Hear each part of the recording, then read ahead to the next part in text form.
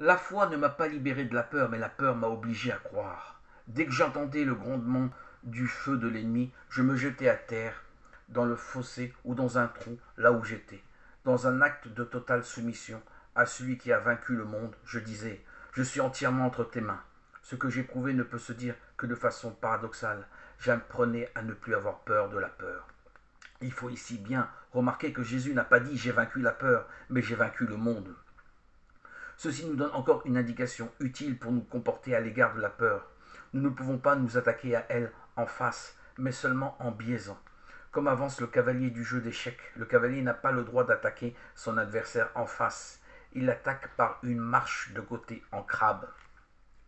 C'est ainsi que nous devons aborder la peur, en nous remettant entièrement à celui qui a vaincu le monde. Et dans le monde est incluse notre société impitoyable, tout entière orientée vers la réussite. Nous trouvons espoir et consolation en pensant que celui qui a vaincu le monde lui-même a connu la peur. Il est passé par une telle agonie que sa sueur est devenue comme de grosses gouttes de sang. Luc chapitre 22, verset 44. C'est par les peurs qu'il a éprouvées que Jésus nous donne la force de vivre avec la peur, de ne pas en avoir peur, oui, de prendre confiance au milieu de la peur et des tribulations. Prenez confiance car j'ai vaincu le monde. Jean chapitre 16, verset 33. Dans le Christ, il nous est possible d'avoir peur en gardant confiance.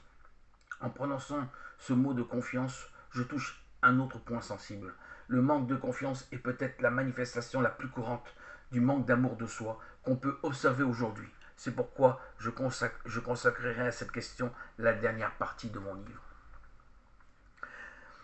En fin de compte, c'est la dépression, je crois, qui est l'aboutissement du manque d'amour de soi. Le nombre de gens déprimés est stupéfiant.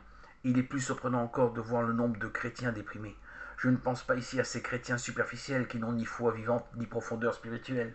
Non, je parle de ces croyants sincères qui vivent une relation personnelle à Jésus-Christ et qui, malgré tout, sont si nombreux à lutter constamment contre de graves dépressions.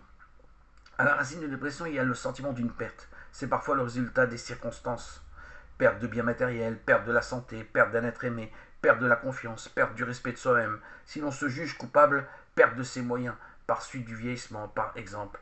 Les réactions à ces expériences de perte sont la tristesse, l'apitoiement sur soi-même, le deuil, la désillusion, l'envie, la honte, la dépréciation de sa propre valeur. Tous ces sentiments, comme des ruisselets, viennent confluer dans le courant d'un sentiment général de dépression.